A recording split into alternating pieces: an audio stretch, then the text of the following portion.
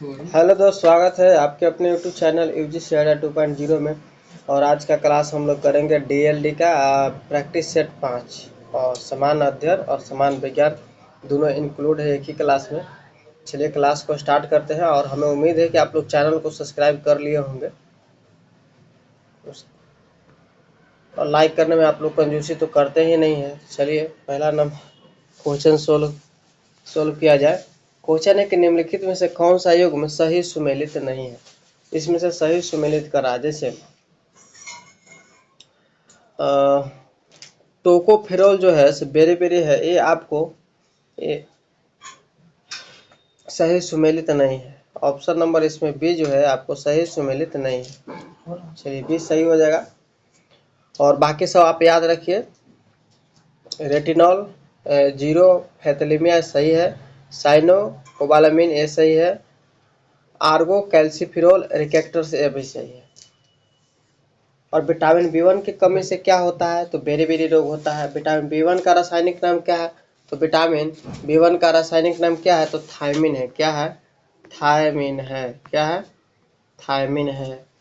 और retinol vitamin A का ही नाम है। रेटिनॉल जो है विटामिन ए का ही नाम है।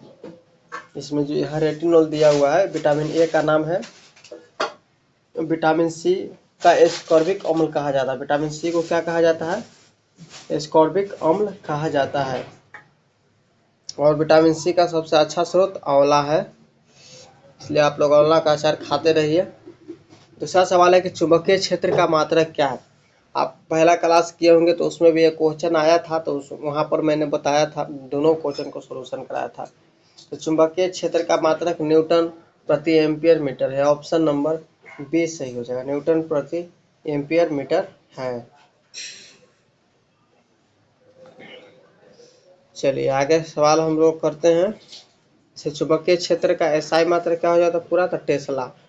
इसी का न्यूटन प्रति एम्पियर मीटर लिखा हुआ है।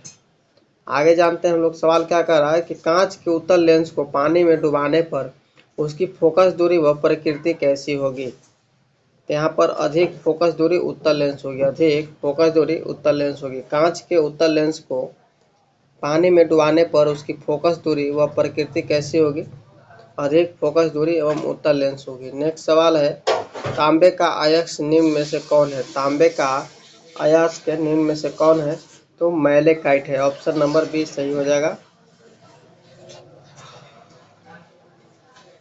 नेक्स्ट नंबर सवाल की ओर हम लोग चलेंगे।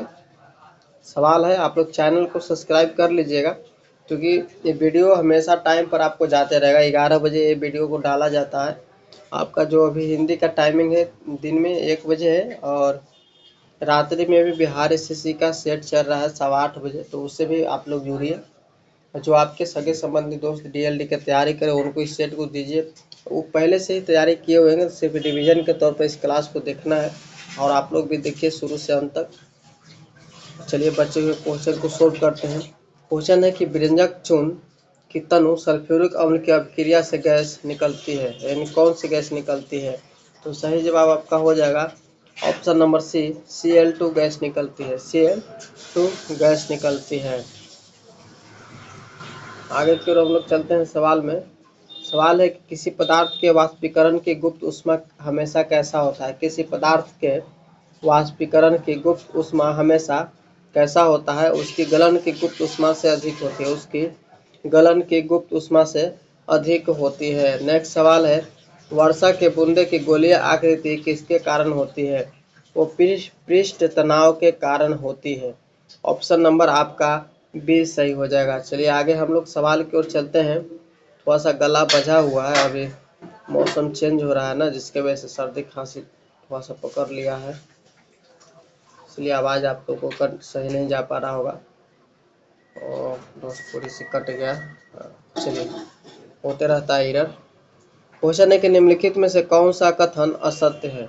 इसमें से असत्य कथन को चुनना है, तो ऑप्शन नंबर इसमें सी हो जाता है कि पादप कोशिकाओं में जंतु कोशिकाओं की तुलना में छोटी रिक्तियां पाई जाती है। पादप, ये एक क्वेश्चन जो है आपका, इस क्वेश्चन का जवाब ऑप्शन नंबर सी सही हो जाएगा, कथन असत्य है। नेक्स्ट नंबर क्वेश्चन की ओर हम लोग चलेंगे। क्वेश्चन है कि निम्नलिखित में से किस विटामिन को आर्गोकैल्सिफेरॉल कहते हैं? आर्गोकैल्सिफेरॉल कहते हैं। अभी हम लोगों ने दो दो क्वेश्चन के पहले इसका जाने थे ना, तो इसका सही जवाब हो जाएगा आपका ऑप्शन नंबर ए, D2 को, विटामिन D2 को आर्गोकैल्सिफेरॉल कहते हैं। और विटामिन D3 को हम लोग कॉलकैल्सिफेरॉल कहते हैं। और विटामिन B12 का पूछा जाए, यहाँ पर विटामिन B12 का पूछा जाए तो साइनोकोबालामिन कहते हैं। नेक्स्ट क्वेश्चन है, ऊर्ध्वपातन का गुण किसमें पाया जाता है? ऊर्ध्वपातन का गुण किसमें पाया जाता है? तो अमोनियम क्लोराइड में पाया जाता है, अमोनियम क्लोराइड में पाया जाता है। नेक्स्ट सवाल है, रासायनिक अभिक्रिया के फलस्वरूप निम्नलिखित में से किसमें कोई परिवर्तन नहीं होता है? रासायनिक अभिक्रिया के फलस्वरूप निम्नलिखित में से किसमें कोई परिवर्तन नहीं होता? तो ऑप्शन नंबर सी से जो है द्रव्यमान में कोई परिवर्तन नहीं होता है। नेक्स्ट सवाल है कि सही कथन को पहचानिए। इस ऑप्शन में से सही कथन कौन सा है? तो यहाँ पर गतिक घर्षण गुणांक स्थैतिक घर्षण गुणांक से कम होता है। ऑप्शन नंबर डी सही हो जाएगा। नेक्स्ट सवाल है कि निम्न में से कौन सा कथन सही नहीं है? निम्न में से कौन सा कथन सही नहीं है? तो आपका इसमें से हो जाता है कि जब कोई कण अपने शुरुआती बिंदु पर लौटता है तो इसका विस्थापन शून्य होता है। इसमें से सही जवाब आपका हो जाएगा option number C. Next number सवाल है, रक्तचाप वह बल है। आप लोगों के पास प्लेटफार्म का बुक होगा और आप लोग सेट बनाए होंगे तो क्वेश्चन याद होगा। रक्तचाप वह बल है, रक्तचाप वह बल है किसका? जो रक्त वाहिका की भित्ति पर लगता है, जो रक्त वाहिका की भित्ति पर लगाता है। ऑप्शन नंबर बी सही हो जाएगा। नेक्स्ट नंबर सवाल है, अंकुरन के समय बीज का कौन सा भाग जड़ का निर्माण करता है? अंकुरन के जो समय है वो आपका मूलांकुर जो है जड़ का निर्माण करता है। नेक्स्ट है, एल्कीन श्रेणी का प्रथम सदस्य कौन है? एल्कीन श्रेणी का प्रथम सदस्य एथिलीन है। कौन है? एथिलीन है। नेक्स्ट सवाल है, कैक्टस जैसे मरुस्थलीय पौधों का कौन सा भाग प्रकाश संश्लेषण की प्रक्रिया करता है? ऑप्शन नंबर ए ताना करता है। नेक्स्ट सवाल है, प्रबल अम्लीय विलयन में मिथाइल ऑरेंज का रंग कैसा होता है? मिथाइल ऑरेंज का रंग कैसा होता है? तो ऑप्शन नंबर ए लाल होता है। कैसा होता है? लाल होता है। आगे चलिए नेक्स्ट सवाल को हम लोग चलेंगे। सवाल है आपके सामने, निम्नलिखित में से किन्हें पादप जगत के उभयचरों के रूप में जाना जाता है?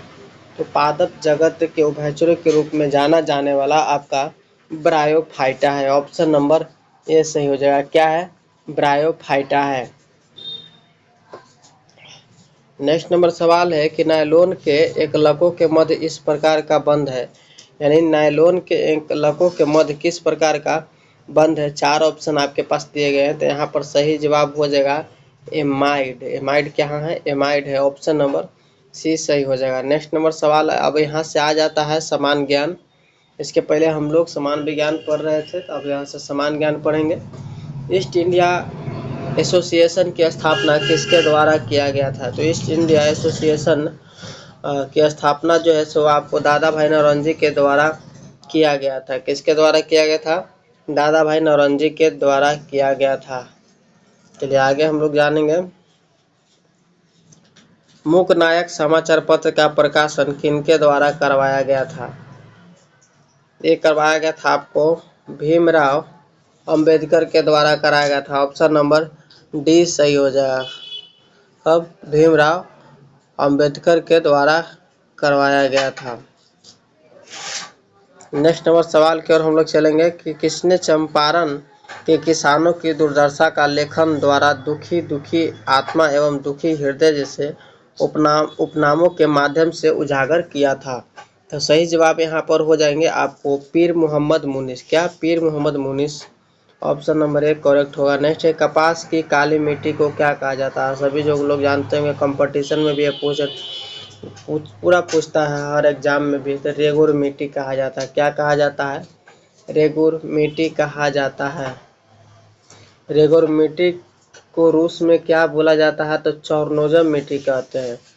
रूस में इसे चोरनोजम मिट्टी भी कहते हैं। नेक्स्ट सवाल है, इनमें से कौन से खनिज केरल तट पर बालू के रूप में मिलता है?